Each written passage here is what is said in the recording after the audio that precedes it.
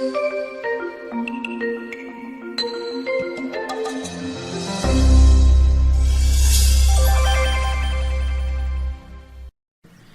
6:23. Kung malabo ang inyong paningin, mapupuno ng kadiliman ang inyong buong katawan. At kung ang ilaw ninyo ay madilim, ikaw nga ay tunay na nasa kadiliman. Ang kadiliman ay isang malaking kulungan na walang pader. Darkness is prison without walls. And in life, there are many prisons without walls. Mga imaginary prisons. Mga taong nakakulong, wala namang kulungan. And these are what we call mental prisons. Mga kulungan na nasa isip lamang. What are these? Mental constructs. Mga sari-saring korte ng pag-iisip. Thoughts, beliefs, and outlook that limit people. Marami mga tao hindi magawa ang dapat gawin kasi nakakulong ang isip nila. Napapaliit, napapakitid ang isip at pananaw ng ganitong uri ng mga utak. Napapakonti ang kakayanan, napapaliit ang mundo ng mga nakakulong sa mental prisons. Mental prisons, mga pananaw na nagkukulong ng isip na hindi bagay sa mga anak ng Diyos. Salamat po, Ama, dahil kayo ay Diyos ng kalayaan, Diyos na nagbibigay ng walang hanggang posibilidad sa inyong mga anak. Papaglinawin niyo po ang aming isip, makilala namin ang mga kulungan na nasa isip lamang, at kami mapalaya ng kaliwanagan ninyo. Kayo po ang mangaral, pakalinisin niyo po kami at patawarin sa aming mga pagkukulang, at ngayon ay basbasan ng inyong karunungan. Kayo lang po ang mangusap. Gamitin niyo ang inyong lingkod, ngunit kayo ang mangaral. Turuan niyo po kaming lahat sa inyong ikaluluwalhati, sa ikatataas ng iyong pangalan, at sa ikatutupad ng layunin niyo sa aming buhay. We thank you, we praise you, Father, in the name of your Son, our Lord Jesus.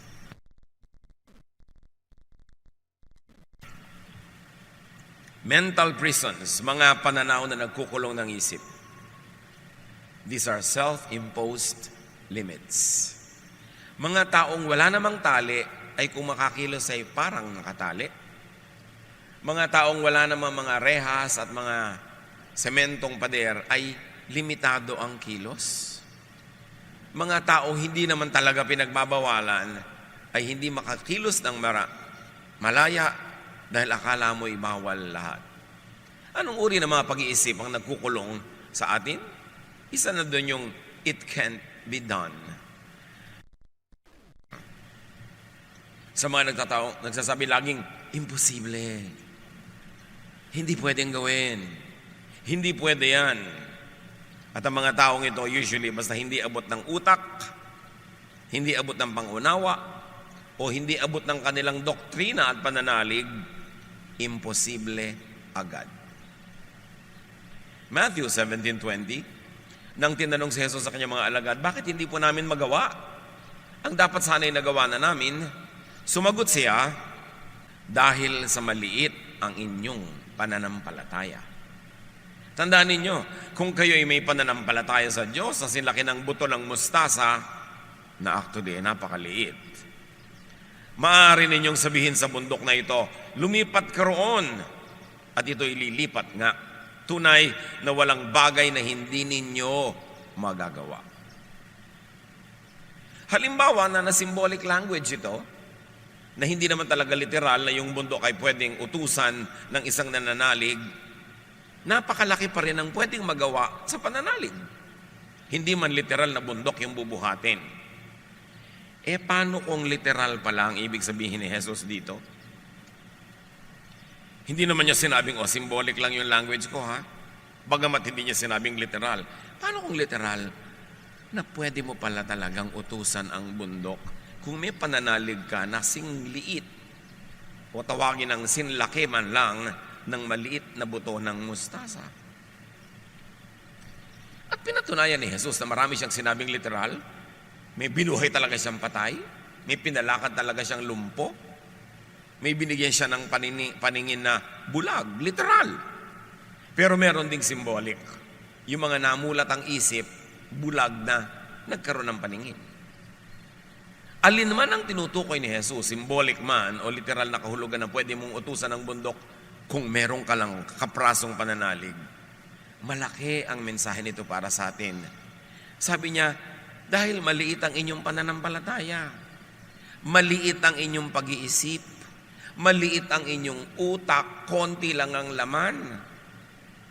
Pero kung nilaki-lakihan nyo yung utak nyo na yan, dinami-damihan nyo ng laman, kaya nyo sanang gawin yung ngayon ay hindi nyo magawa. Pag nililiitan ng utak, mag-aral ka anak, ay nakakatakot, hindi po ako marunong yan, wag na lang. Magtatrabaho na lang ako agad para kumita ako. Okay, nagtrabaho agad, kumita, pero 50 taon man siya magtrabaho, hindi man lang siya makakabili ng isang motorsiklong cash.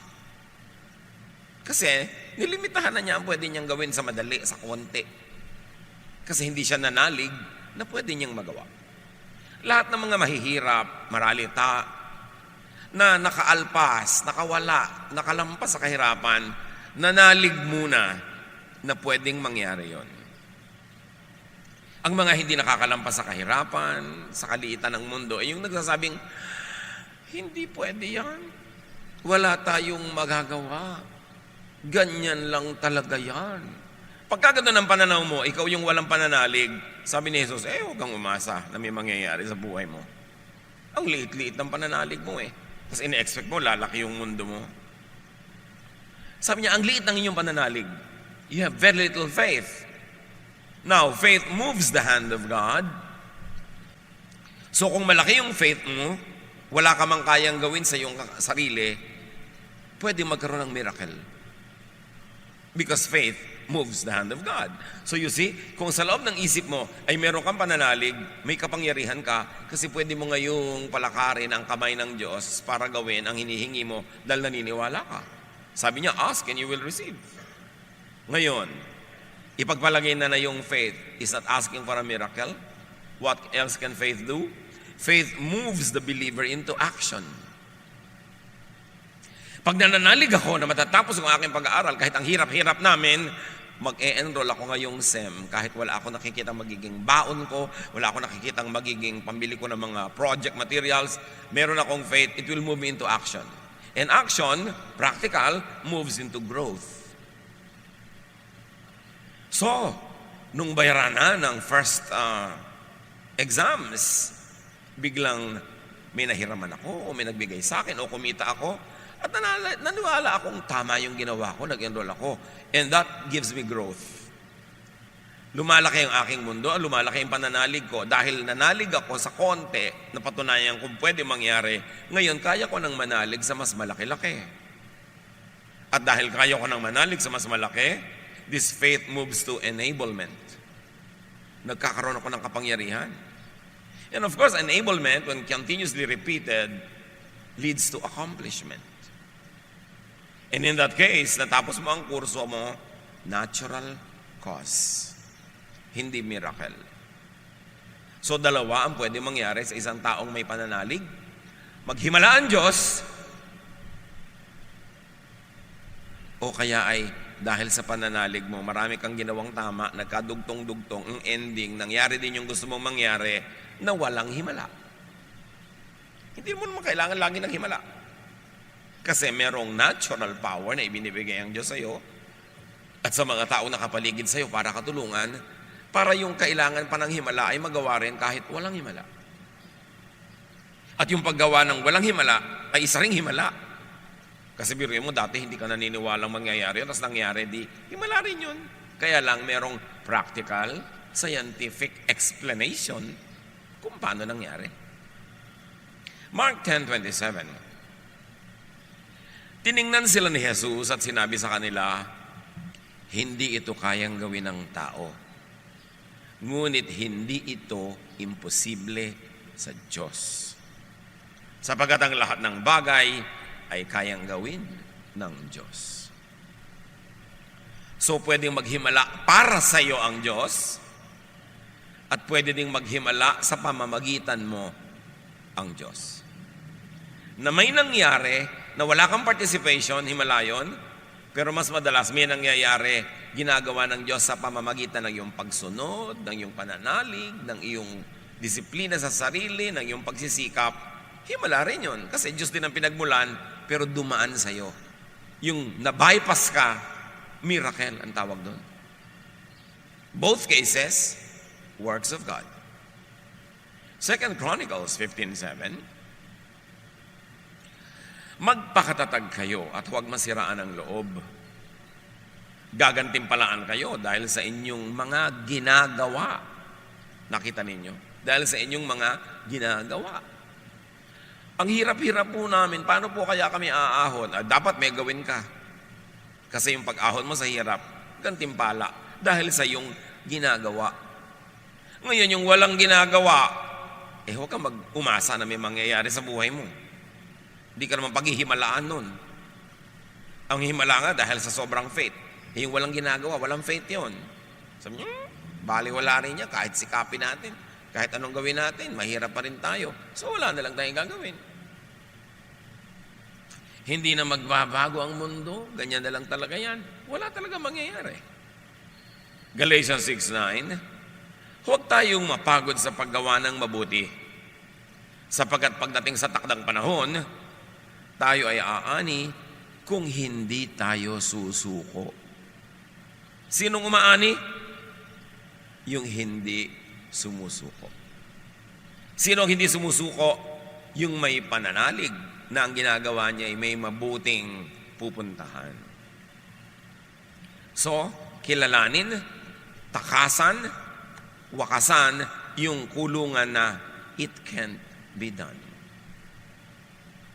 Gaano karami sa mga gusto nyong gawin sa buhay ang hindi nyo na ginagawa dahil sinasabi nyo, imposible, it can't be done.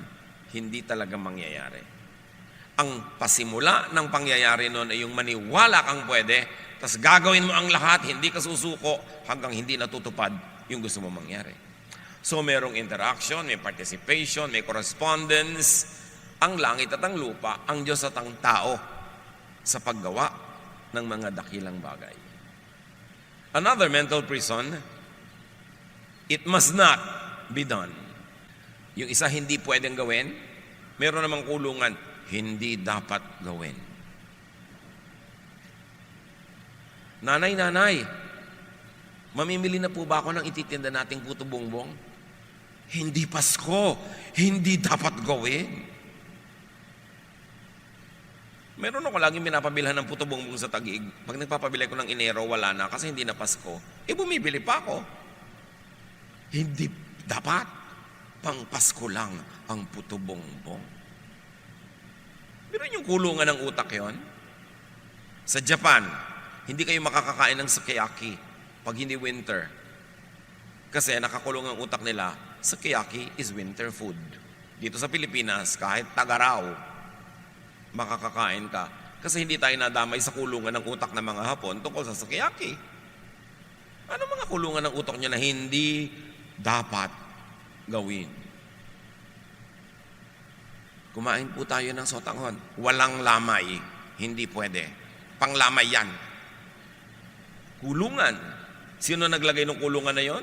Lola mo siguro, kung sino man, tapos minana mo. Yung mga kulungan na it cannot be done is out of fear. Out of ignorance.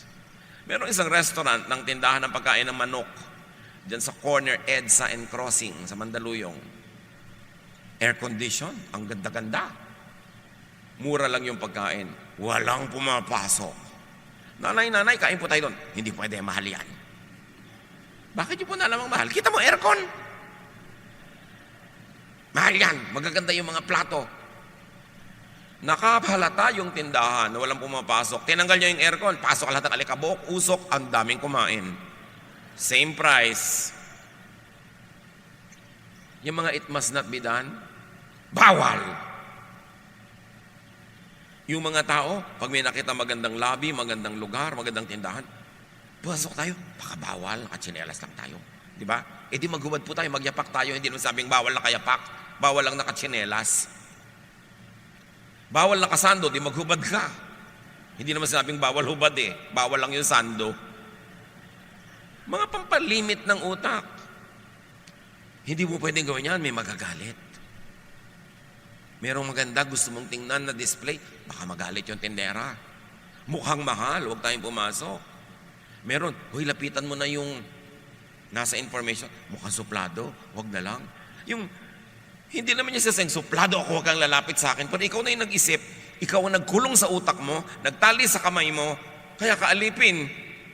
Kasi nakakulong ang utak mo, at ikaw ang nagkukulong, walang iba. Pag nakakita yung mga tao ng mga carpet na pulang maganda, ayaw tapakan, baka pang mayaman. At lalo na ito, bawal sumaya, magagalit ang Diyos. Ang dami-daming kasiyahan na hindi ginagawa ng tao dahil baka magalit ang Diyos. Hindi naman pala nagagalit ang Diyos. Simbahan lang pala yung nagagalit. Dapat ihiwalay nyo yung mga sinasabi ng simbahan at sinasabi ng Diyos. Hindi lahat ng sinasabi ng simbahan galing sa Diyos, mga 80%. Iniimbento yun ng simbahan para madali yung crowd control, para madali ang koleksyon, para ang mga tao'y masunurin, pero hindi galing sa Diyos. Kaya dapat binabasa nyo yung Biblia mag-isa, hindi lang yung kung ano ipakain sa inyo galing sa pulpito. Kasi maraming bawal. Hindi naman bawal ng langit, bawal lang ng simbahan para dumali ang administrasyon. It's a sin. Pero hindi naman pala. Akala ng tao sins. Hindi nila tuloy ginagawa. Nawawalan sila ng saya. Pag nakipagpanayam ka naman sa Diyos, hindi naman pala. Kaya tao dapat nag-aaral. Ignorance is a prison without walls. Kasi pag hindi ka marunong, hindi ka maalam, to play safe, wala ka nalang gagawin. Ilagay kayo sa isang pagkadilim-dilim na kwarto. Maglalakad ba kayo? Magpapaikot-ikot? No. Kasi baka kayo mahulog, baka kayo maipit, baka kayo mahiwa, hindi nila kayo gagalaw. At ganoon ang ginagawa ng kamangmangan. Ang mga mangmang walang ginagawa sa takot na may magawang mali. Kaya ang mga relihiyon, sobrang namumulaklak sa mga bayang ang mga tao ay mangmang. Kaya dapat aaral ang mga anak ng Diyos, dapat mas marunong, mas mabuti. So that you can engage the Word of God, you can engage doctrines and reason out even with religious leaders. Hindi naman Diyos ang mga religious leaders. Sila lang ang pwede magbasa, sila lang ang pwede mag-interpret. Imbento lang nila yon para kontrolin nila ang doktrina at ang mga tao controlled. Kaya yung relihiyon, sa halip magpalaya, nang gagapo siya, nagtatali, nagkukulong. Pag hindi enlightened ang pangangaral. Matthew 12:11-12. Ang mga tao sa Israel, walang gagawin pag Sabath. Sukdang, ang hayop nila ay mahulog sa tubig at malunod. Bawal gawin yan. Sabi ni Jesus, kung kayo'y may tupang nahulog sa balon sa araw ng pamamahinga, hindi ba ninyo ito iaahon? Kaya't naaayon sa kautusan ang gumawa ng mabuti sa araw ng pamamahinga. So sabi ni Jesus, drama lang yan na wala kayong pwedeng gawin pag Sabat. Okay lang gumawa, lalo't ang gagawin nyo mabuti. Can you imagine ang pagkakatali ng buong Israel sa araw ng Sabat? Daang taon, libong taon. Dumating si Jesus, anak ng Diyos, liwanag ng sanlibutan, asin ng sanlibutan, tubig ng buhay. Sabi niya, press release lang yan ng templo. Pwede kayong gumawa pag Sabbath. Kita niyo kung paano magpalaya yon, isang sentence. Ang daming laya ang mangyayari sa tao pag nalaman niyang pwede naman palang gumawa pag Sabbath. So pwede ka maglakad ng malayo. So pagka may handaan sa mga kamag-anak mo sa kabilang barangay, pwede ka nang pumunta kasi hindi naman pala bawal. Meron kang gustong gawin na isipan mong ipag-bake ang asawa mo o ang anak mo ng napakasarap na cake. Sabat, pwede. Kasi sabi ni Jesus, pwede yan dahil magandang gawain yan. Ang laking laya, basta yung utak mo na palaya. Bawal, hindi naman pala talaga. So gaano karami ang bawal sa buhay natin na hindi naman pala talaga pag si Jesus ang tinanong mo. Pwedeng pag tinanong mo si Pedro, bawal, si Paul, bawal, si Moses, bawal, si Isaiah, bawal. Pero pag si Jesus ang tinanong mo, pwedeng bawal pa rin, edi sundin. Pero maraming hindi naman pala pag tinanong mo kay Jesus. Kaya mahalaga yung Jesus filter. Lahat ng mga nagtutunggali ang mga ideya dyan sa mga doktrina at mga katuruan, salain mo kay Jesus. Yung pasado kay Jesus, dapat pasado sa atin. At konting-konti na lang ang hindi pasado, yung mga unloving. Kaya, Jesus is the measure of all things. Jesus holds everything together. At ang sabi ni Jesus, I came so that you might have life and have it to the full. Ibig sabihin, palalayain ko kayo sa mga mental prisons para ang buhay nyo magkakulay. Black and white lang yung buhay nyo. Dapat yan, colored. Tapos, stereo sound lang yung sound ng buhay nyo. Dapat yan. High-tech. Dahil yan ang gusto ng Diyos, a full life for people. 1 John 4:18, walang kasamang takot ang pag-ibig at pinapawi ng ganap na pag-ibig ang anumang takot. Hindi pagganap ang pag-ibig ng sino mang natatakot, sapagkat ang takot ay kaugnay ng parusa. Ang linaw. Pag naiintindihan nyo ang pag-ibig ng Diyos, nawawala ang inyong mga takot. Mga takot sa mga bawal, takot sa mga hindi pwede, takot sa mga parusa, takot sa mga guilt. Kasi sabi, kung nauunawaan nyo ang pag-ibig ng Diyos, dapat payapa kayo. Natatanggap nyo, alam nyo, at naipapamuhay nyong mahal kayo ng Diyos, ano man ang mangyari. Ngayon, kaya kayo matatakotin kasi ang laman ng utak nyo lagi, parusa. Kaya ang marami nagiging relihiyoso, lalong nagiging matatakotin kasi lagi ang ipinipreach from the pulpit, parusa. Isang Diyos na galit. Isang Diyos na ayaw ka mag-enjoy. Isang Diyos na killjoy. Isang Diyos na imposible ang mga hinihingi sa tao. Kaya lagi kang kulang, lagi kang guilty. Sabi, pag lagi kang guilty, takot ka sa parusa. Pag takot ka sa parusa, hindi mo pa naiintindihan si Jesus. Hindi mo pa naiintindihan ang pag-ibig ng Diyos sa pamamagitan ni Jesus. Now, that kind of freedom is not licentiousness to do anything evil. Because your right to do what you want stops when it begins to infringe on the well-being of other people. Yun ang law of love. Hindi ka malayang gawin ang lahat. Hindi ka malayang gawin ang mga ikasasama ng iyong kapwa. Pero hindi nila ikasasama, malaya ka dyan. Yan ang law of love ni Jesus. Sabi niya, I give you one commandment. Love one another. So, pwede po bang mang-agaw ka ng asawa ng may asawa kasi kalayaan yun? Hindi, dahil may agawang kang tunay na may-ari. Ngayon, yung isang tao, walang asawa, iyong-iyo na. Kung gusto ka niya. Kasi hindi rin naman pwedeng dahil wala siyang asawa, kalad ka rin mo na, ayaw pala sa'yo. Yung kalayaan mo, tumitigil kung ito ay lalampas na at papasok na sa bakuran ng ibang tao at makakasama na sa kanila. So, fear comes from ignorance. And love means fearlessness. It doesn't mean recklessness. It means confidence, trust, and peace. The people of God are free to do anything that God does not prohibit by moral law. At ano yung moral law? The law of love. Basta hindi unloving to others, you are free. Kailan natin maintindihan yun?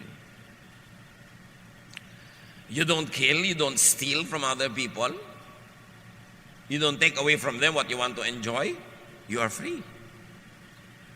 Galatians 5:14, sapagkat ang buong kautusan ay nauuwi sa isang pangungusap. Ibigin mo ang iyong kapwa, gaya ng pag-ibig mo sa iyong sarili. So yung ayaw mong gawin sa ng iba, huwag mong gagawin sa iba, yun ang buong kautusan. Pwede po ba akong kumain ng sandwich na maraming mayonnaise? Bakit? Nilakawin ba yung mayonnaise? Hindi. O di, free ka. Morally speaking. Ngayon, clinically speaking, tingnan mo kung nakakabuti sa yung mayonnaise, that's another story. You are free. So long as what you want to do is not prohibited by legal law. Legal law meaning the law of the land, the law of the company, the law of the family, the law of the community that is meant to keep order, justice, predictability, system. Dapat hindi mo binebreak yun. Kasi a community, a family, a corporation, a church is a social agreement. I'm a part of this nation because I agree to do my part as a citizen. I'm a part of this family, of this community, of this church because I agree to do the parts of responsible members so that there will be harmonious relationship and there will be a way to address grievance and there will be a way to solve problems in a decent, least damaging way. Kaya may pananagutan tayo sa ganung mga bagay. The people of God are free to do anything that is not prohibited by God's natural law. And I want you, church, to understand this very well. Natural law could be the purest law of God that is known to man. Yung mga moral law, mga religious laws, kung kani-kanino lang committee dumaan yan, kung kani-kaninong doktrina dumaan yan, kung sino-sino na ang mga nagsabi na ito ang tama, ito ang mali. Pero yung law of nature, walang taong nakapakialam dyan. God ang nag-design ng law of nature, like the law of gravity, the law of physics, the law that water will always recycle, the law of sunrise and sunset, the law of temperatures and seasons. Diyos ang may gawa niyan. More than religious law, which you don't know kung galing sa Diyos o pinakialaman lang ng mga religious leaders, yung natural law, walang nakapakialam dyan. Romans 1:20, mula pa ng likhain ng Diyos ang sanlibutan, ang kanyang likas na hindi nakikita, ang kanyang kapangyarihang walang hanggan, at ang kanyang pagka-Diyos ay maliwanag na inihahayag ng kanyang mga ginawa. So mula daw nung nilikha ang daigdig, nagpapakilala ang Diyos sa pamamagitan ng mga nilikha niya. Yun ang purest law. Now, many prisons, limitations, and conflicts are caused by man-made religious law being imposed on God-ordained natural law. Halimbawa, law ng God, ng nature, nakakainin ng leon ay usa. Kakainin ng usa ay damo. Kung nagkaroon ng religious membership yung leon at sa sekta niya, bawal kumain ng karne, anong gagawin ng leon? Pinagbabawalan na siya ngayong maging leon. Lahat ng kakainin niya ngayong bawal, puro siya guilt. Tapos itinitinda ng religion niya yung salvation, dahil guilty siya, bibilin na niya. Pero hindi mo pala siya dapat guilty kasi leon nga siya. Ngayon yung usa, pinagbawalan ng religion niya na kumain ng damo. Di lagi siyang guilty. Kasi kahit ano mangyari, pag walang nakatingin, kakagatin niya yung damo, kakainin niya. Kasi anong gusto niyang kainin? Yun ang likas. Ganun siya ginawa. Now, the demonization by religion of natural human feelings of the physical world makes so many people feel guilty. Pagka ang religion ay nagtuturo sa inyo ng mga bagay na kontra sa natural law, ang result lang, you will always fail because you will be how nature and God created you. Therefore, you will forever feel guilty for who you are, for what you feel. Samantalang, yun ang likas na gawa sa inyo ng Diyos. Kakontra ng itinuturo ng relihiyon. Bakit kaya nagkaganon-ganon ng religion? Because over time, to create order in society, para magkaroon ng predictability, magkaroon ng system, maraming ipinagbawal in the name of God para lang magkaroon ng system. Pero yung mga system na yun at mga bawal dapat nagbabago over time kasi nagbabago ang dynamics ng isang society, nagbabago ang paraan ng pamumuhay, ang pakipagtalastasan ng mga tribe to tribe, nation to nation, nag-a-adjust dapat yon. Kasi mga bawal ng tribal level ng iyong sibilisasyon, naiiba na dapat kung cosmopolitan level na iyong civilization. At kahit sa Bible, ang daming ganun. Nung araw, yung mga patriarchs allowed na maraming asawa. Nung New Testament, isa na lang. Nagbabago, nag-a-adjust sa mga katotohanan ng buhay. But religion thrives on conservatism. Kaya yung mga bawal 2,000 years ago, ipagbabawal pa rin sa iyo ngayon, ibang-iba na yung reality, you always end up guilty. And you create mental prisons that limit your mobility, that limit your growth, and limit your development as a full person of God.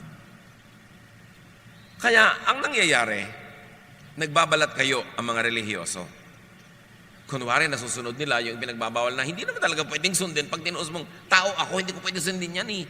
Parang inutusan mo na ako, huwag maging tao. Gawin mo na ako anghel ngayon. para masunod ka. Tao pa nga ako. Paano ko susundin lahat?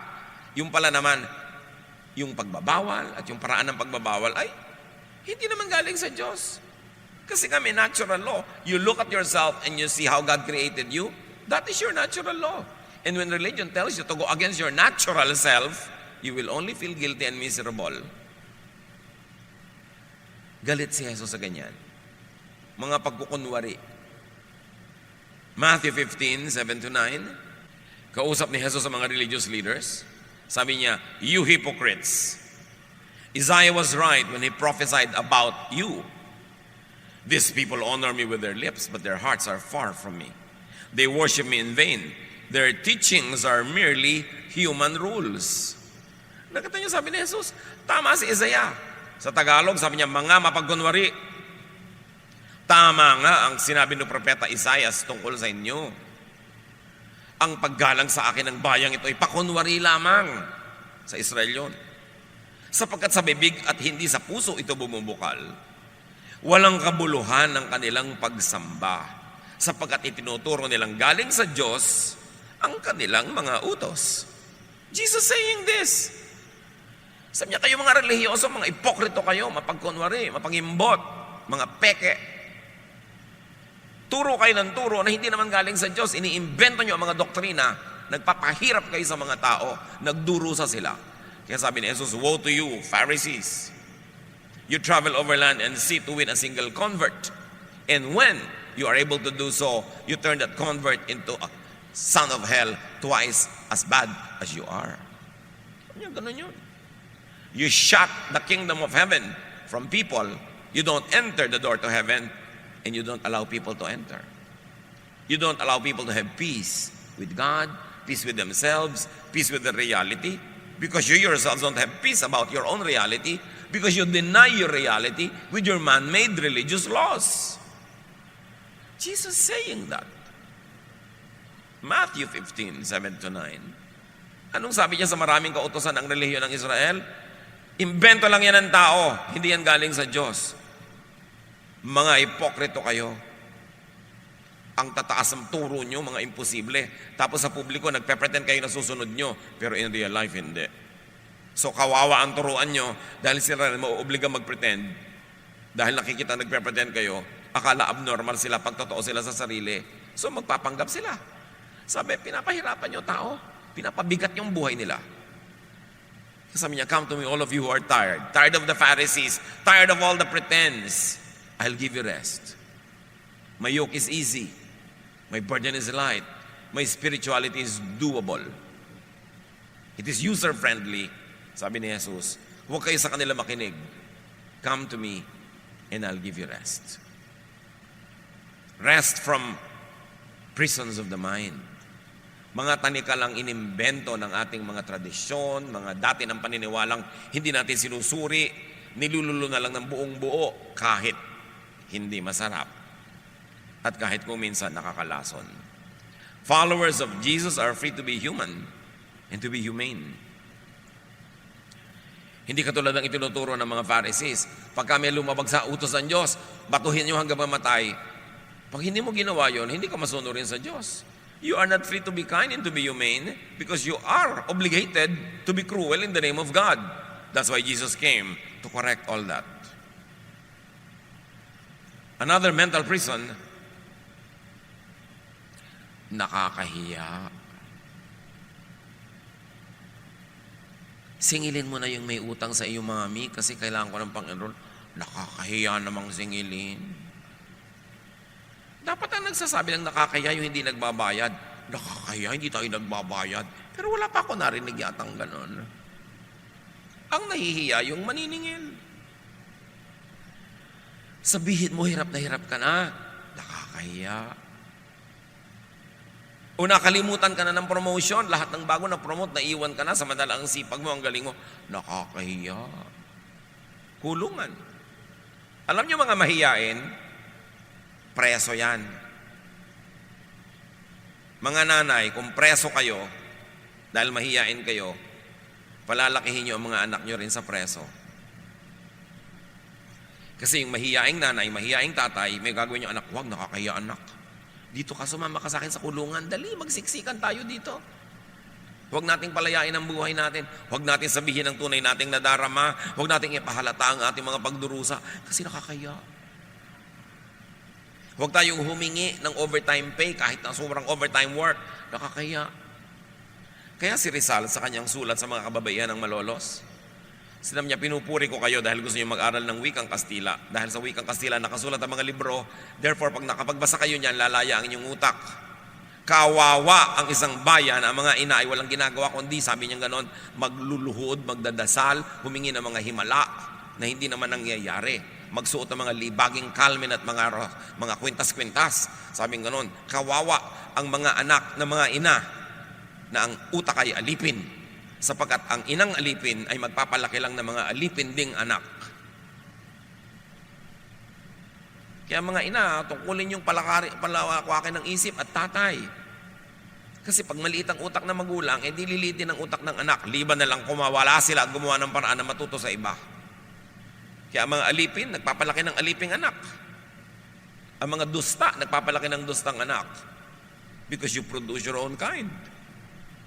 Kaya pag kami ang mga gusto na mag-asawa, hindi mo lang itatanong, may trabaho ka na ba?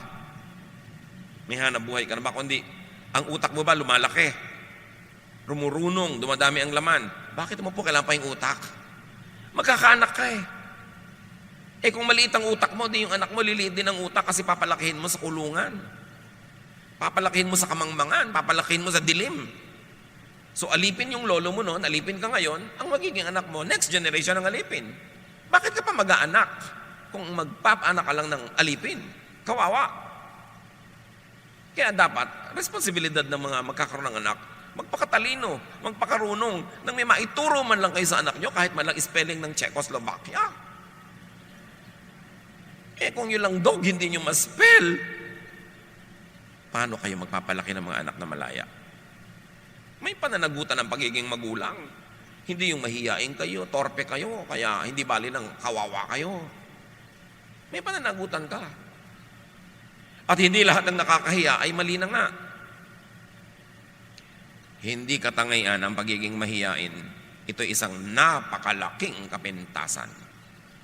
Ngayon, huwag naman kapala ng muka, iba naman yun.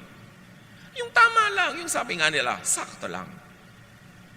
Pero huwag kang laging nahihiya. Inaalok kang kumain, busog po ako. Pero yung pala, kinakain na ng large intestine mo, yung small intestines mo. Tapos busog po ako. Nahihiya kang kumain, inaalok ka nga. At marami pa, papakainin mo, hindi uubusin. Parang sayang. Pati mo inubos, baka mapagkamala kami ang patay gutom. Hindi nga ba? Kainin mo na lahat. Ganon din yun. Magsasayang ka pa dyan dahil nahihiya ka. Ang dami-daming arte ng mga mangmang na dapat hindi ganon. Kung matuturuan lang, kung matatapunan ang liwanag ang madidilim nilang isip, sila ang makikinabang.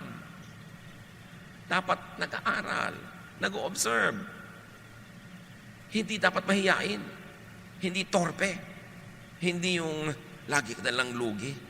Yung pag kami 10 tao na nag-agawan sa 9 na pakwan, isa lang ang hindi magkakaroon, ikaw yun. Talo lagi pag mahiyain. Nasa tapat na niya, ayaw pa niyang agawin kasi parang gustong agawin ng katabi niya. May magulang ba kayong ganyan? Di ba lagi kayong lugi? Lagi kayo walang kakainin, kayo walang pera, kasi mahiyain. 2 Timothy 1:7, sapagkat ang espiritong ibinigay sa atin ng Diyos ay hindi espiritu ng kahinaan ng loob, kundi espiritu ng kapangyarihan, pag-ibig, at pagpipigil sa sarili. So you see, may pagpipigil din sa sarili kahit malakas ang loob. Ibig sabihin, hindi ka naman yung recklessly shameless. Pero pag kailangan gagawin, pag kailangan sumagot, sumasagot. Basta't polite. Ang mga bata, turuan yung sumasagot sa magulang. Basta polite. Hindi, huwag ka sasagot, huwag ka sasagot. Pinalaki mo hindi sumasagot. Kaya nung malaki, nire-rape na ng iba, hindi pa rin sumasagot. Ginagahasa na, pakiusap po sana. Kung inyo pong mamarapatin, dahil pinalaki mong mangmang at dungo. Pagka dapat lumalampas na sa dapat na hindi lampasan, tumatapang na dapat ang anak nyo. Kaya maraming batang naabuso ng iba. Kasi sobrang natin pinalaki sa po at opo. Halika anak, aalipinin kita. Opo.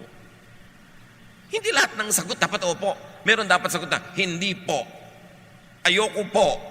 Pwede dapat yon. Turuan yung mga bata ng ganun. Huwag kayong magpalaki ng mga alipin. Kawawa sila. At kung sa pagsagot sa magulang, pwede mong bigyan ng mga anak na, anak, pag sinabi ko sa iyo, na pupunta tayo sa lamay ng tiya mo, hindi kita tinatanong kung gusto mong sumama. Sinasabi kong pupunta tayo. It's a command, you say yes. Pero pag tinanong kitang, gusto mo bang sumama sa lamay ng ninang mo? Ibig sabihin, may option ka to say no. Kaya mo sa pagpapalaki ng mga bata, mga kapatid, may mga tanong kayo, may mga ipapagawa kayong alam nilang may option to say no. Para nakakapag-practice sila mag-no. At meron mga hindi pwedeng mag-no, huwag niyong tanungin. Utusan niyo.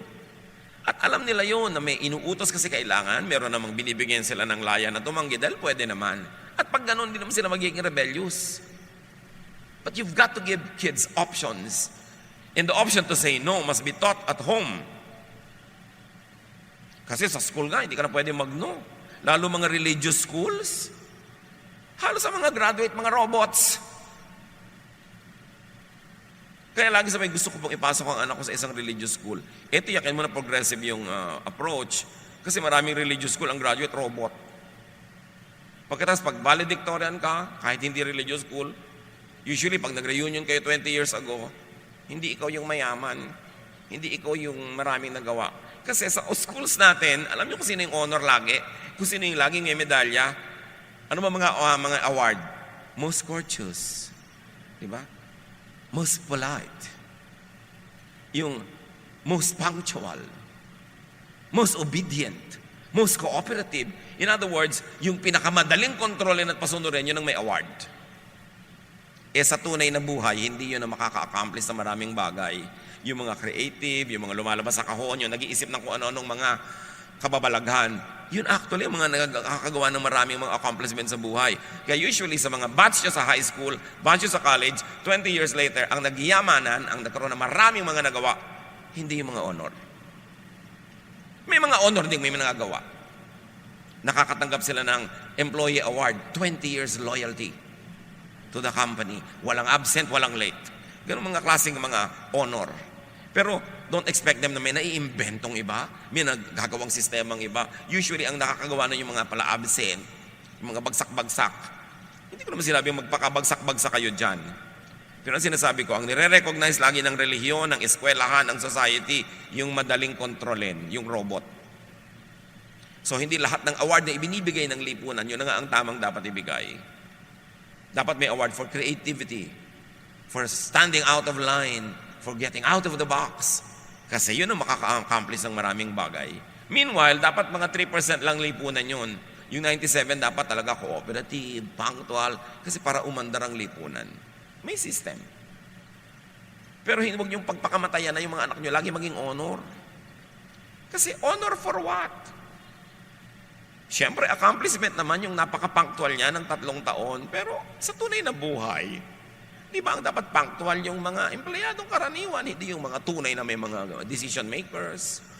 So dapat isipin natin to get out of these cycles of imprisonment. Another mental prison, mahirap gawin yan. Sabi mo sa karpintero, ay gusto ko ng posting parang namumulumulupot yung kahoy. Sir, mahirap naman pong gawin yan. Anong gusto mo, madali? Umuwi ka sa inyo, matulog ka, madali yun. Yung mga taong hindi umaasenso, yung mga taong ay mahirapan, may ipinapagawa ka. Ay, mahirap po yan, sir. Ang gusto lagi madali. O kaya sabihin nila, we cannot do it. It has never been done before. Dapat ang ginagawa mo, what has not been done before para dumami ang pwede natin gawin. 2 Kings 5:10-13. Isang makapangyarihang general, may sakit, may ketong, pinayuhan ng propeta. Ipinasabi sa kanya ni Eliseo, pumunta ka sa ilog ng Jordan, lumubog ka ng 7 beses, at magbabalik sa dati ang iyong katawan. Gagaling ang iyong ketong. Nang narinig ito, galit na umalis si Naaman. Sinabi niya, akala ko pa naman sasalubugin niya ako? Propeta na yan? tatayo sa harap ko, tatawagin ang Diyos niyang si Yahweh, ikukumpas ang kanyang mga kamay at sa tapat ng aking ketong, at ako'y pagagalingin. So yun ang ine-expect niya. Mamamburambo, budu-budu yung propeta para siya gumaling. Eh, sabi sa kanya, pumunta ka sa ilog ng Jordan, ilublob mo ang sarili mo 7 beses. At bakit hindi na lang sa mga ilog ng Damasco, sa kanyang sariling bayan, tulad ng Abana at ng Farfar, na mas malinis kaysa alinmang ilog sa Israel? Hindi ba pwedeng doon na lang ako maligo para gumaling? Ayaw niya sundin. Because it has never been done before. Ang yaman-yaman niya, makapangyarihan siya, lulub-lub siya sa Jordan. Actually, yung Jordan, sapa lang na puro putik. For all the drama that the Bible gives of the Jordan, isang sapang puro putik lang ito. Kaya sabi niya, bakit sa bayan ko ba walang magagandang ilog? Ba't di na lang doon? Verse 13. Ngunit lumapit sa kanyang mga lingkod at sinabi, Ginoo, kung mas mahirap pa riyan ang ipagagawa sa inyo ng propeta para kayo gumaling, hindi ba't gagawin nyo yun? Gaano pa yung paghuhugas lang ninyo para luminis? Sa makatuwid, ginawa niya, gumaling ang kanyang ketong. Marami tayong hindi ginagawa dahil lang hindi natin nagawa before, bago sa ating pandinig, o kaya we think it is beneath our station in life. Sabi niya, ba't di mo nalang sundin para ka gumaling?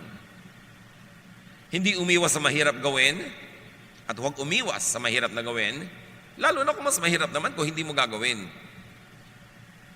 Tulad nga na sinasabi natin, puto bongbong kumpas ko, bakit? Ang lechon, pang fiesta lang? Tingnan nyo ang mga ibang tindahan ng lechon, araw-araw. Isa sa mga kulungan ng utak, mga kapatid, tradition. Tradition. Yung tradition, kaugalian, nakasanayan, may panahon yan na effective. Pero may panahong hindi na. So dapat, talikuran na at gumawa uli ng mga bagong tradisyon. At any given time, a social norm is in a stage of being recessive, dominant, or emergent. Laging mayroong namamayani, nangingibabaw, at laging may pinalitan yun na papalubog, at mayroong laging papasikat, emergent. Kaya sa church, alam niyo mga 1970s, 80s, ang laking gulo ng mga evangelical churches sa Pilipinas dahil ayaw nilang tanggapin ang tambol, ayaw nilang tanggapin yung mga electric guitar, ayaw nilang tanggapin yung kung ano-ano dahil daw demonic. May mga churches na nag-split, nagkagulo-gulo dahil lang sa praise and worship. Why? Sabi nila, gusto namin classical music sa church. Ayaw namin ng pop. Lola, yung classical music po sa church ngayon, pop 100 years ago. Alam niyo yung pagiging pop, pagiging classical, it only depends on time. So yung classical ngayon, pop din yun noon. Maraming classical music sa churches ngayon. 100 years ago, nagkagulo-gulo din sila, ayaw din nilang tanggapin. Pero dahil may tumanggap, may naibigay sa atin ngayon na classical. Noong 1990s, malaking gulo sa Pilipinas nung gumamit ang day by day ng mga agong kulintangan. Sabi ng iba, tinatawag daw natin ng mga demonyo pag tumutugtog tayo. Marami akong inimbitahan, hali kayo, tingnan nyo kung may makikita kayong demonyo. Nagdating kanyong iba, wala naman, o sige lumabas na kayo kasi mula nang dumating kayo, nagkaroon. So, ano yon? Dahil lang hindi nakasanayan. Dapat kahit hindi mo nakasanayan, bigyan mo ng chance. Kasi lahat ng luma ngayon, bago yun dati. Nagkaroon lang ng chance na lumuma. Mga kulungan ng isip formula, mga recipe. Well, yung recipe para may puntahan naman ang iniisip mo kung hindi mo alam gawin. Pero kung marunong ka na, pwede mo na i-break yan. Umimbento ka na ng iba. Talaga ba? Ang pwede lang na gamitin na suka sa yung adobo, yung ganitong suka, hindi pwedeng iba. Formula. People always ask, why? The people of God who will be free, we should always say, why not? Isa pang mental prison. Huwag na nga lang, nahirapan, di na lang tinuloy. Pag nahirapan, nasiraan ang loob, atras. Pag nabigo sa una, suko. Pag nasaktan sa simula, dala mode. Pag hindi nakuha ang gusto, sour grapes. Itinanong ko sa mga followers ko sa Facebook kung sino nakakaalam kung bakit sour grapes. Ang konti. So kinailangan ko ipaliwanag. According to kwento, merong isang bear na may nagustuhan siyang grape, kaya lang mataas yung baging. Sabi niya, mukhang tamis, mukhang sarap. At inaabot-abot niya, palibas at bear siya, ang bigat-bigat niya, hindi niya malundag, hindi niya maabot. So sabi niya, sour grapes naman yan eh. So umalis na lang siya. Pag hindi mo magamit, wala namang kwenta yun. Kaya yung maraming gustong yumaman na hindi yumaman, walang kwentang yumaman. Bakit nasubukan mo na ba? Hindi pa. Hindi, sour grapes yan. Walang kwentang sumikat, gugulo lang ang buhay. Bakit yung bang lubog, hindi magulo buhay? Sour grapes, hindi mo makuha, mamaliitin mo na lang. Kaya yung mga magulang ng mga hindi honor, lagi minamaliit yung mga honor. Honor naman yung anak niya, pero hindi naman kagandahan. Ganyan ang mga sinasabi ng mga nanay na may hugot, no? Yung lang, sinasour grape mo, binabaliwala mo yung accomplishment kasi hindi mo kaya. Pero dapat, no, don't give up. 2 Corinthians 4:16, kaya't hindi kami nasisiraan ng loob. Dapat buo loob mo para may mangyari. Makawala ka doon sa kulungan ng sirang loob. Proverbs 24:16, for though the righteous fall 7 times, they rise again. Nadapa ka, bangon, nadapa ka uli, bangon, nadapa ka, bangon ng bangon. Kesa naman, 5 taon ka nakadapa sa takot mong madapa uli. Bangon ng bangon. Nung araw, nung uso pa yung sweepstakes ticket, at marami sa inyong umabot dito,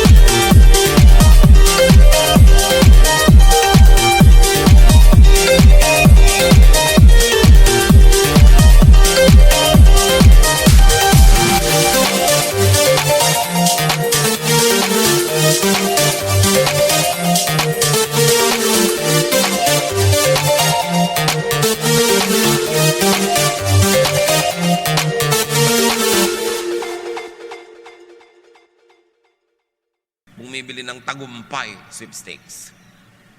Lalo't sa Quiapo. Sa likod niyan may nakatatak. Ang nagwawagi ay di umaayaw. At ang umaayaw ay di nagwawagi.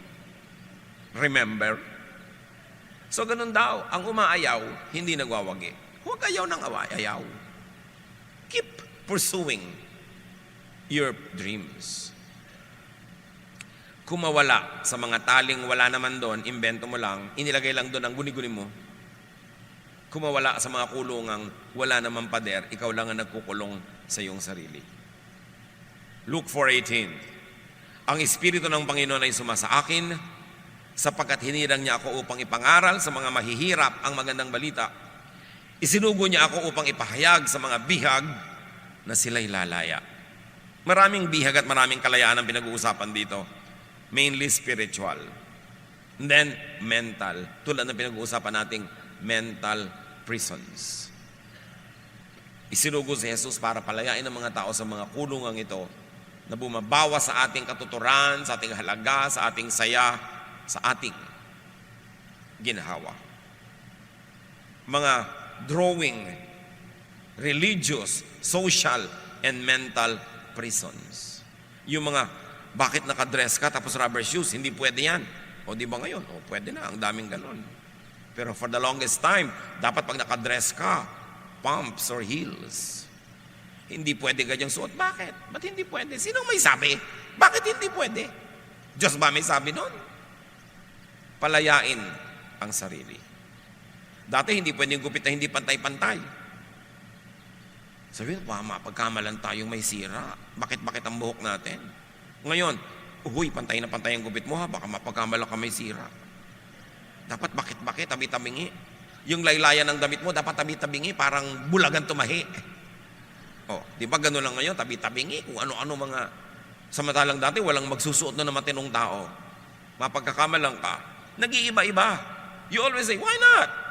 Trip ko eh. Walang basagan ng trip. Basta hindi masama, di ba? Hindi nakakasama sa akin at sa kapwa. Bakit ba? Bakit kailangan ikulong ko ang sarili ko? Bawal kumain ng dunugan pag walang puto.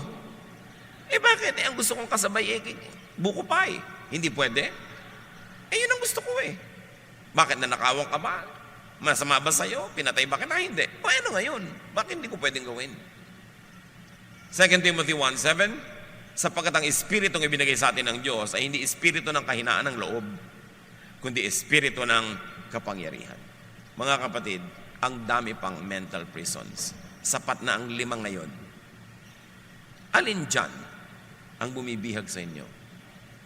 Palayain nyo ang inyong sarili at tulungan nyo ang kapwa na lumaya.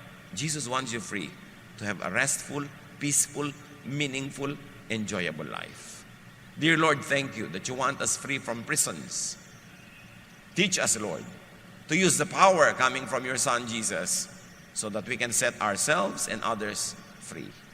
Pagbulay-bulayin niyo sumandali ang mga bagay na ito, palayain ang sarili at ang kapwa.